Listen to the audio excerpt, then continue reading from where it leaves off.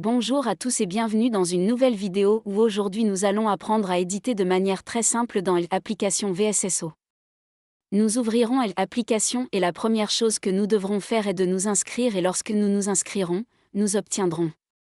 un écran tel que ce serait le flux qui ressemble, pour vous donner un exemple, au flux Instagram où d'autres personnes téléchargent leurs photos éditées, alors nous aurions la possibilité de rechercher des créateurs ou des types d'images et ce qui nous intéresse, dans la partie centrale inférieure, l'étude où nous aurions les photos que nous pourrions éditer ici nous pouvons en ajouter d'autres.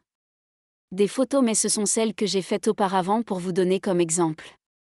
Entrons, par exemple, la première et appuyons ici, juste ici, ce qui serait d'éditer la photo tout d'abord, cela nous donne plusieurs projets qui seraient comme des filtres,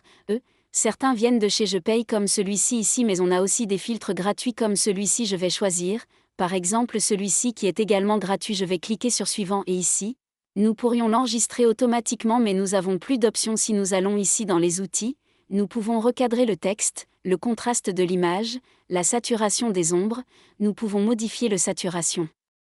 Nous allons le régler au maximum, je vous dis que c'est à titre d'exemple pour que vous puissiez voir ce qu'on peut faire avec la balance des blancs VSCO, le teint si c'était le cas une photo qui avait d'un visage ou une personne ici le ombre nous allons augmenter les ombres ou réduire les bordures si vous souhaitez mettre des vignettes, par exemple, cette option serait premium, vous devrez payer un abonnement mensuel ou, à défaut, acheter l'application entière pour avoir tout